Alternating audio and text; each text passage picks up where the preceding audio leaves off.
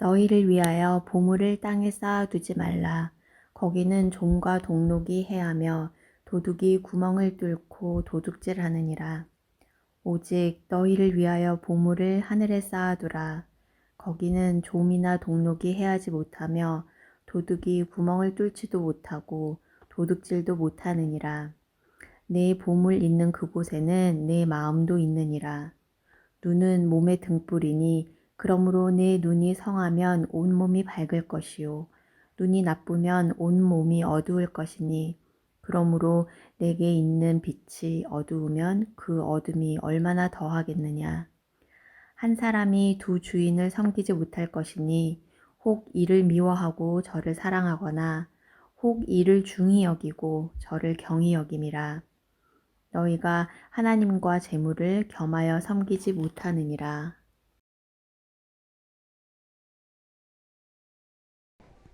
사랑하는 성도 여러분, 한 주간 어떤 삶을 사셨는지요? 이전에도 말씀드렸듯이 설교를 시작하면서 여러분 한 주간 어떻게 사셨습니까? 라고 여쭤보는 이 질문은 단순히 식사를 맛있게 하고 잠을 잘 자고 하는 일이 잘 되고 가정에서 자녀들과 잘 지냈는지를 묻는 일이 아닙니다. 일상에서의 안부가 아니라 지난주 말씀을 듣고 그 말씀이 일상에서 일상으로 돌아간 우리들 마음에 우리들 삶에 어떻게 적용하며 어떻게 작동하며 살았는지를 여쭤보는 그런 물음입니다.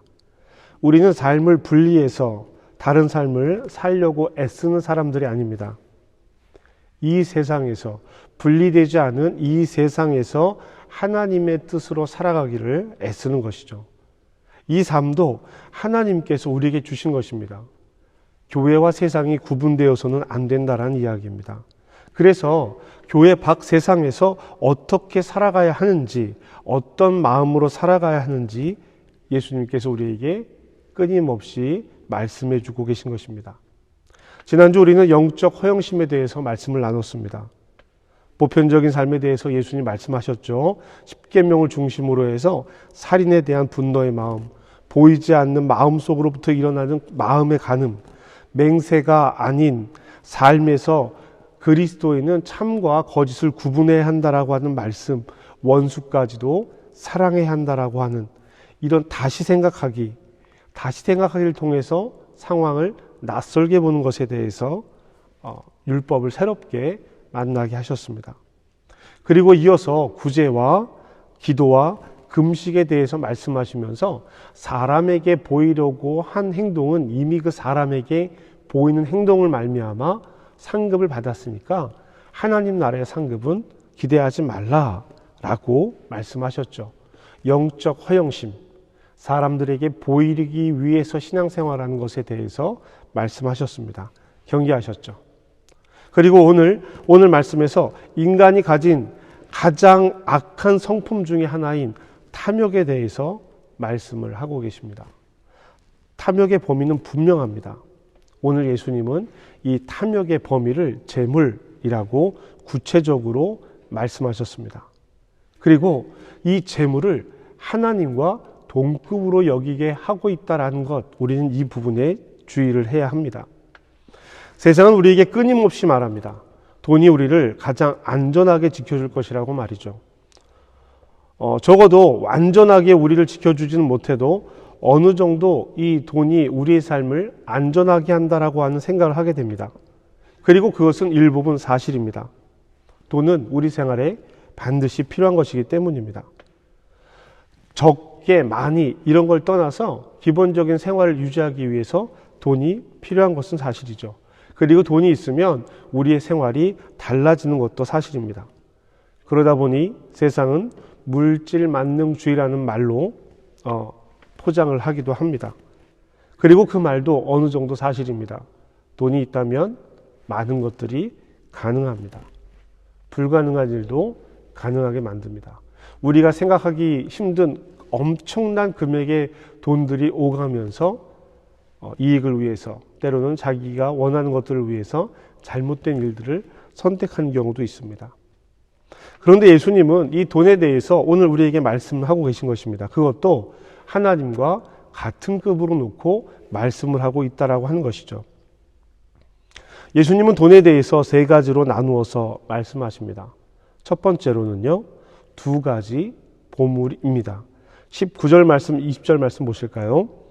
너희를 위하여 보물을 땅에 쌓아두지 말라. 거기는 좀과 동록이 해하며 도둑이 구멍을 뚫고 도둑질 하느니라.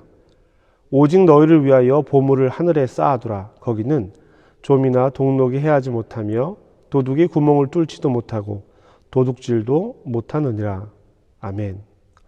예수님은 땅에 쌓아두는 보물과 하늘에 쌓아두는 보물로 돈에 대해서 말씀을 시작하십니다. 하늘에 쌓는 보물과 땅에 쌓는 보물은 무엇을 이야기하는 것이며 어떤 의미일까요? 그 다음 절에 분명하게 말씀하고 계십니다. 21절 보실까요? 내 보물이 있는 그곳에 내 마음이 있느니라. 아멘. 신학자인 달라스 윌라드는 무엇이 우리의 보물일까? 라는 질문에 그 사람이 보호하고 간수하고 지키려는 대상이 보물입니다. 라고 말합니다. 영원할 수 없는 것을 소중히 여겨서 영원한 것을 잃어버리지 말라라고 가르치기도 합니다. 우리의 시간과 물질과 감정과 에너지를 이 땅의 보물에 투자할 것인가 아니면 하나님 나라에 쌓을 것인가 우리는 선택해야 합니다. 그렇지만 우리 대부분은 이 두 가지를 다 포기할 수 없습니다. 이 땅에서 살아가면서 필요한 돈을 포기할 수 없죠. 그렇다고 해서 그 돈 때문에 하나님 나라를 포기할 수도 없습니다. 그래서 예수님은 우리에게 우선순위에 대해서 말씀하시는 겁니다. 물질에 소유되는 것이 아니라 물질을 소유하며 살아가라는 신념을 가져야 합니다. 그것이 우리가 예수님의 가르침을 수용하고 있는 것입니다. 말로만 그렇게 하는 것이 아니라 진실하게 그러한 삶을 살아야 하죠. 여러분의 우선순위는 어디에 있습니까? 천국 보물은 칭찬받을 만한 일로 의도적으로 쌓는 것이 아니라 하나님 나라에 속해서 하나님 나라를 우선순위로 두고 살면 저절로 쌓이는 거예요. 여러분 이 말씀 잘 이해하셔야 됩니다. 의도적으로 칭찬받은 일을 쌓아서 하나님 나라에 속하는 것이 아니라 하나님 나라를 우선순위에 두고 살면 저절로 쌓이는 것이 이 선행이고 칭찬받을 일이라는 것입니다. 그래서 예수님은 우리에게 두 가지 관점을 말씀하십니다. 앞서 두 보물에 대해서 이야기했죠. 하늘의 보물과 땅의 보물입니다. 하늘의 보물을 쌓아야 하는 이 두 가지 관점, 이것에 대해서 말씀을 하시는 겁니다. 22절, 23절 말씀입니다. 눈은 몸의 등불이니 그러므로 내 눈이 성하며 온 몸이 밝을 것이요. 눈이 나쁘면 온 몸이 어두울 것이니 그러므로 내게 있는 빛이 어두우면 그 어둠이 얼마나 더하겠느냐. 이 구절은 관용적인 표현입니다. 눈이 성하다라는 뜻은 베풀기를 좋아하는 사람이라는 뜻입니다. 반대로 눈이 나쁘다라는 것은요, 인색하고 시기심 많고 질투심 많은 사람을 의미하는 거예요. 예수님의 이 말씀이 바로 우선순위에 대한 이야기입니다. 돈을 어떻게 버는가와 어떻게 쓰는가, 이 둘은 모두가 다 중요합니다. 버는 방법도 중요하고 쓰는 내용도 중요합니다. 잘 벌어서 잘 써야 된다는 이야기예요. 버는 방법이 나쁘면 아무리 잘 써도 이 돈은 옳은 돈이 아닙니다. 또 아무리 잘 벌어도요, 쓰는 방법이 옳지 않으면 이 돈은 옳은 돈이 아닙니다. 예수님은 눈이 밝은 자와 눈이 나쁜 자로 이 우선순위에 대해서 설명하고 계신 것입니다. 즉 하나님 나라의 경제 원리를 통해서 제자들이 자신의 소유와 물질을, 즉 돈을 넉넉하게 베풀고 살기를 바라고 계신 것입니다. 돈의 우선순위를 두는 것이 아니라 하나님 나라의 우선순위를 두는 것이죠. 그래서 예수님께서 돈에 대해서 가르치는 마지막은 이렇게 이어집니다. 24절입니다. 한 사람이 두 주인을 섬기지 못할 것이니 혹 이를 미워하고 저를 사랑하거나 혹 이를 중히 여기고 저를 경히 여김이라. 너희가 하나님과 재물을 겸하여 섬기지 못하느니라. 아멘. 예수님의 마지막 말씀은 맞는 말이기도 하고 논리적인 이야기이기도 합니다. 그래야 하는 이야기지만 또 쉽게 받아들일 수 없는 진리의 말씀이기도 합니다. 요리조리 피하면서 이런저런 핑계를 대면서 돈을 더 사랑하고 자신을 위해 쓰는 것만 추구하는 만족한 사람들에게 이 땅의 보물과 하나님 나라를 동시에 섬길 수 없다는 것을 선언하십니다. 예수님은 돈이, 만몬이 하나님의 경쟁자라고 말씀하고 계신 거예요. 그리고 이것은 오늘 이 시대를 살아가는 우리에게 아주 분명하고 단호한 어조로 하시는 말씀이기도 합니다. 여러분, 요즘 세대를 둘러보십시오. 지금 우리가 살아가고 있는 삶의 환경들을 보십시오. 만몬이 우상이 된 지 벌써 오래전입니다. 예수님 시대에도 예수님께서 그렇게 말씀하셨던 것처럼 지금 이 시대에는요, 더 많은 것들이 물질 만능주의, 돈으로 해결되는 세상을 살아가고 있는 것입니다. 돈이 신적인 힘을 가지고 있는 것처럼 보입니다. 우리는 하나님께 기도하고 간구하며 우리의 평안을 구합니다. 그러나 그 평안을 이루는 방법을 돈을 하나님께 구하는 것으로 대체합니다.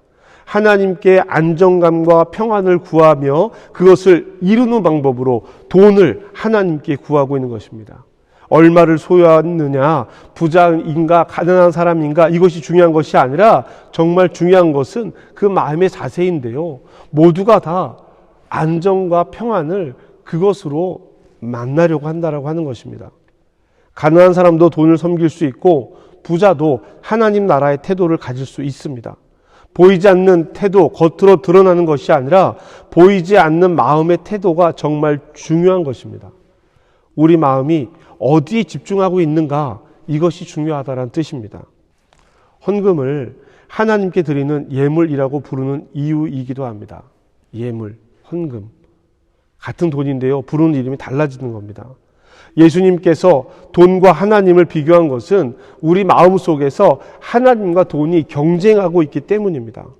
이 둘은요, 절대 같은 방향을 바라볼 수 없습니다. 돈이라고 하는 것은요, 속성상 하나님을 부인하고 부를 통해서 행복을 추구하라고 요구합니다. 하나님의 이름으로 돈을 구합니다. 그러나 하나님은 만몬, 돈이 주는 행복이 아닌 하나님 나라의 참된 행복을 누리라고 말씀하고 계십니다. 때로는 이 돈이 하나님 나라의 참된 행복을 가로막고 있다라고 말씀하시는 거예요. 그래서 이 둘을 동시에 섬길 수 없는 것입니다. 가끔 이런 간증을 들을 때가 있습니다. 어떤 사람이 정말 어려운 형편이었는데 하나님께서 원하시는 일인 것 같아서 가지고 있는 돈을 모두 모아서 하나님께 드렸더니 나중에 엄청난 부를 얻게 되었습니다. 그러니 여러분도 어려운 형편이지만 하나님께 드리는 일을 쉬지 마십시오. 이런 간증은 예수님께서 가르치시는 돈에 대한 가르침과 어긋납니다. 불순한 동기가 있어요. 더 많은 돈이 생기기를 바라고 헌금하는 것은 이미 재물을 섬기는 사람이 되었다라는 뜻입니다. 하나님 나라의 경제 개념은 투자의 개념이 아니기 때문입니다. 손해볼 수도 있어요. 내가 한 것만큼 나에게 돌아온다라는 개념이 아닙니다. 제가 이 설교를 준비하면서 읽고 있는 책에 나오는 내용인데요. 재미있는 이야기가 있습니다. 신경학자들이 신앙을 가진 사람들에게 기도나 예배, 홀로 있음의 시간을 통해서 하나님을 가까이 했던 순간 그 경험들을 기억해보고 그 경험들을 떠올리라고 한 후에 뇌를 관찰했다고 합니다. 그리고 그 사람들을 다시 유리벽 뒤에서 향이나 성상 이런 종교적 기념물들을 통해서 하나님을 경험할 수 있게 도와주고 그 이미지를 보여줬습니다. 그랬더니 사람들이 하나님을 경험했다라고 느끼는 순간 앞서 이야기한 사람들과 똑같은 뇌가, 같은 뇌의 부위가 활동하는 것을 발견했습니다. 이 두 사람들은 똑같은 사람들이죠. 즉, 이 경험이나 하나님에 대한 경험을 떠올리고 하나님의 경험을 직접 했을 때, 기억할 때나 그 현장에 있을 때나 뇌의 같은 부분이 반응을 했다라고 하는 거예요. 그 부분을 꼬리핵 또는 미상핵이라고 부릅니다.